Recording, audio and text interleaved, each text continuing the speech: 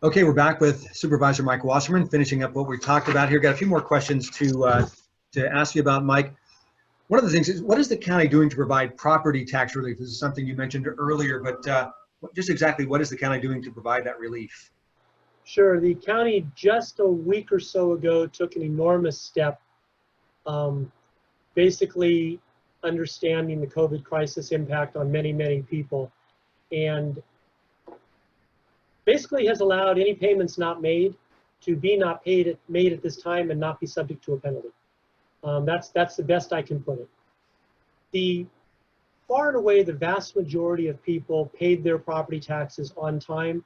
I'm sure your members, Mark, being business owners, know this, but I would venture that 99% of the people, if I were to stop them on the sidewalk or at a farmer's market, and I asked them, when were your property taxes due?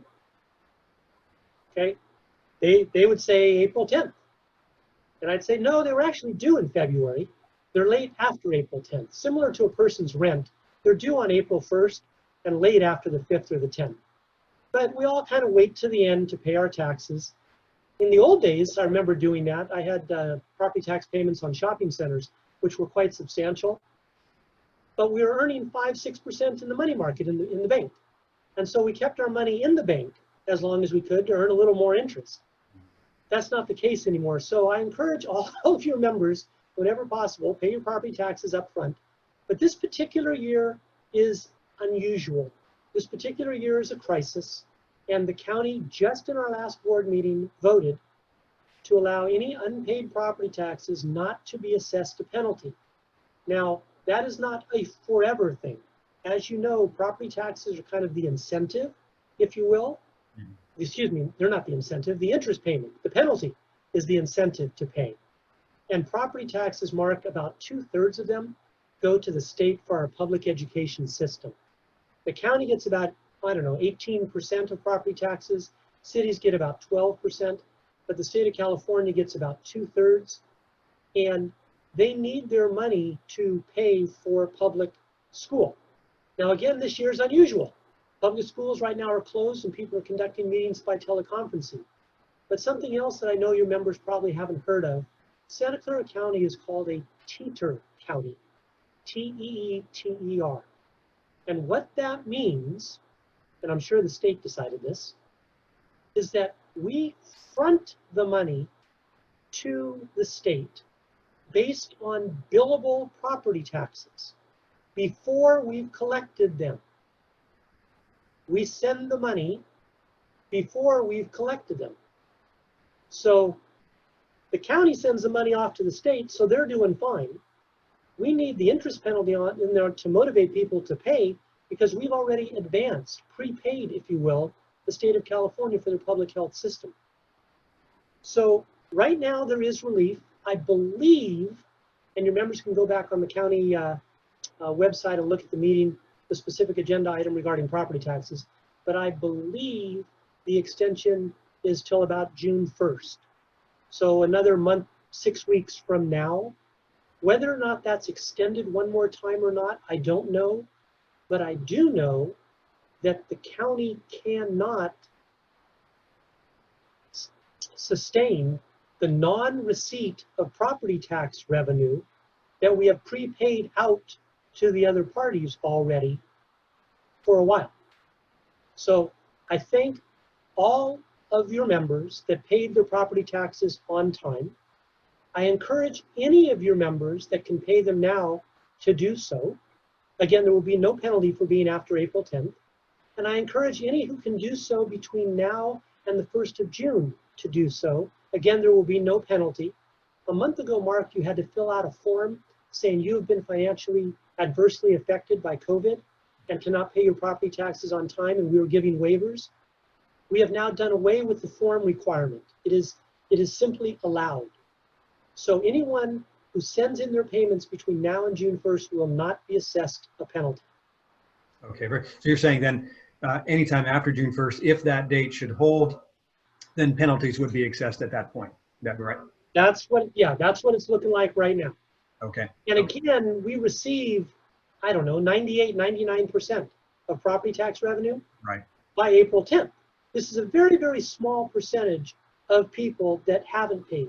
A couple, 3 years ago, it was my motion that made it possible for anybody paying property taxes, if they couldn't pay it all at the time, could pay partial, and only be assessed a penalty on the unpaid portion.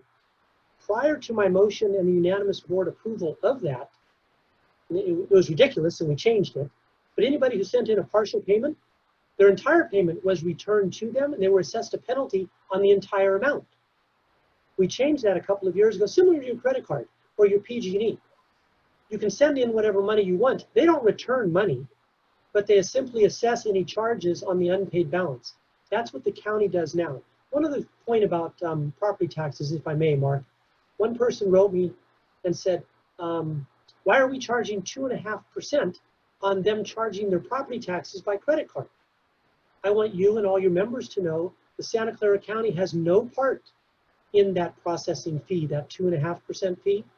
Any individual who wishes to pay their property taxes by credit card, which they're doing to put off the payment for about a month, to get frequent flyer miles and or get cash back, and that's up to them. Yes, there is a 2.5% processing fee charged by the vendor that provides that service. The Santa Clara County does not get a single penny from that at all. It's simply a vendor fee. Credit card fee, basically, is what you're saying. Yes. Yes. Yep, that makes sense. Now, Mike, how can, my next question here is, how are the county supervisors working with the public health officials to move more quickly to reopen the economy? Sure. As I explained in the earlier section, the public needs to think about the public health official, Dr. Sarah Cody, who I've known for 9 years and is a wonderful human being. She has this unique power in the event of a public health crisis. She's able to quarantine a county, a city, a school, whatever it may be. Similar to a fire marshal where there is a building that is burned down, the fire marshal can come in and prohibit anybody from going in to the building until he or she says it is safe to do so. Our public health officer has that same right. In the same manner, as far as what the Board of Supervisors can do, the Board of Supervisors, and I'll speak for myself, but I know my 4 other members are doing the same thing. And it's a Herculean effort, believe me. We're receiving all of these emails, all of these phone calls, these text messages.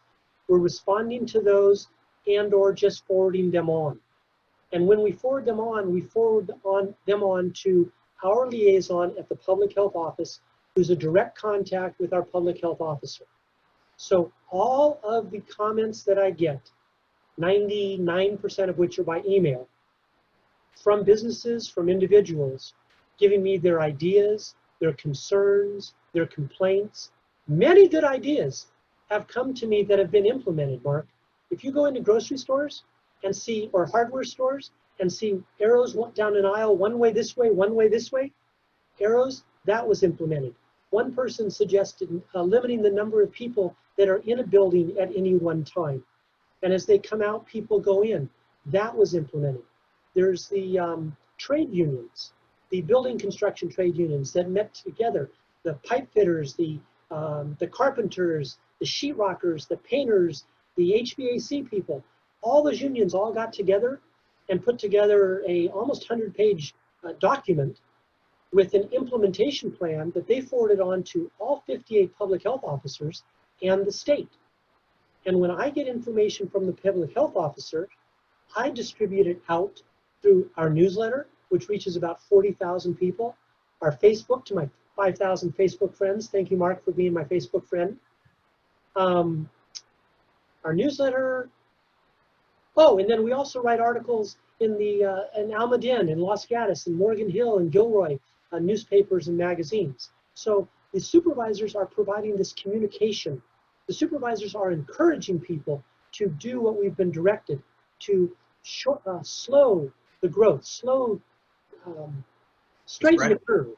Thank you. Flatten the curve. Flatten the curve. That's the term. I keep saying slow the roll, but my kids remind me it's slow the spread, flatten the curve. These are all terms we did not use 60 days ago, Mark. Right. In any event, the supervisors are playing that role, and each of us has an enormous database where we can help get information out. For instance, Here's a list right here of 1, 2, 3, 4, 5 email addresses and websites that your members can go to. You and I doing this Zoom conference will get it to people. My having put this on our newsletter goes out to 40,000 people. And Mark, for 9 years, we put our newsletter out once a month, the first week of each month. But in the last 5 to 6 weeks, we have put out editions every 2 weeks because it has new, changing, up-to-date COVID information. When the public health order changed, we put out a flash so that people were aware of it. People are getting alerts on their phones, the Alert SCC, but they're getting informed by everyone. And I'm proud and happy to be able to pass on so much healthy, safe, important, critical information during this crisis to so many people. Please, Gilroy Chamber members, send me whatever ideas, complaints, concerns you have, and I will get them to the Public Health Office. Thank you, Mike. And holding that information up was very important because I think that is how more people can get information about COVID cases. Yes. And we'll get that, and again, we'll post that on our chamber's resource page for others to see as well. Good. This kind of wraps up our third section here. We're going to be moving into our fourth and final bit of information here as far as our question and answers go. Supervisor Wasserman, thank you so much. We appreciate you being with us. We'll be back here in just a few seconds. You got it.